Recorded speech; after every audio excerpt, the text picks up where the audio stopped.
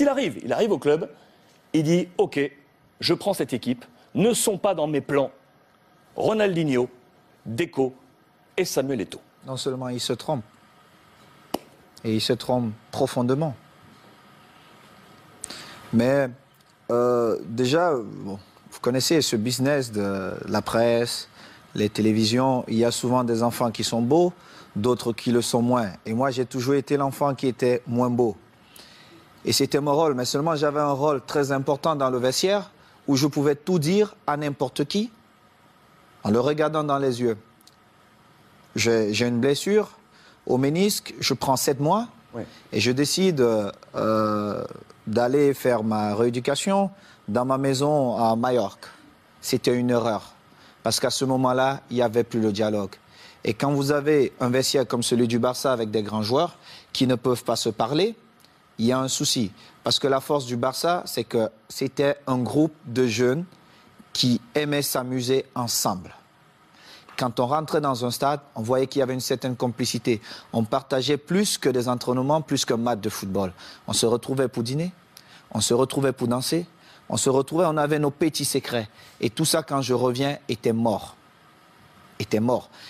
Et comme j'aime souvent dire les vérités, et pour moi, toute vérité est bonne à dire, évidemment, ce jour, Ronny se trompe parce que c'était le match, mon retour, c'était face à la Real Sociedad.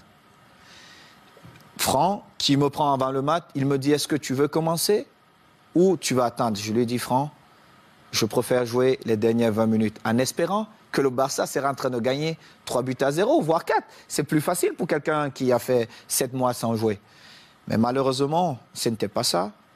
Franck fait 3 remplacements. Et je suis toujours à l'échauffement. Et à un moment donné, je reviens vers le banc de touche et j'ai dit à Eusebio, on a fait 3 remplacements, dont je vais aller m'asseoir.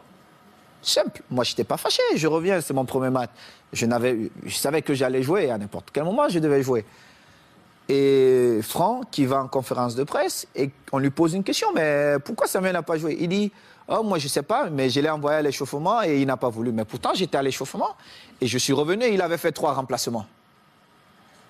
Et Ronny, qui ne parlait pratiquement jamais à la presse, ou quand il passait, c'était le sourire et il partait. Et il sort une petite phrase. Moi, à ce moment-là, je me dis, mais est-ce que ce mec est normal? Parce que si quelqu'un n'était pas exempt de tout reproche, c'était Ronny. Mais on l'aimait comme ça. Et on le savait. Mais moi, quand je parle souvent à Eden Hazard, je prends l'exemple sur Ronny. Je lui dis, Ronaldinho était le meilleur joueur au monde ou le meilleur joueur de tous les temps. Parce qu'il était incroyablement fort. Mais seulement un joueur qui ne s'entraîne pas tous les jours, au bout d'un moment donné, ça paye cash. Ça paye. Tu peux être Ronaldinho, tu peux être Messi. Si tu ne t'entraînes pas, monsieur Eden Hazard, au bout de 2 ans, on t'oublie. Et le football va tellement vite qu'il y aura un autre gamin qui va naître, qui sera encore plus fort. Et c'était ça. Et quand Ronny le dit, moi j'attends le lendemain, personne ne s'excuse. 2 jours après, personne ne s'excuse. J'ai dit, mais ils ne sont pas bien.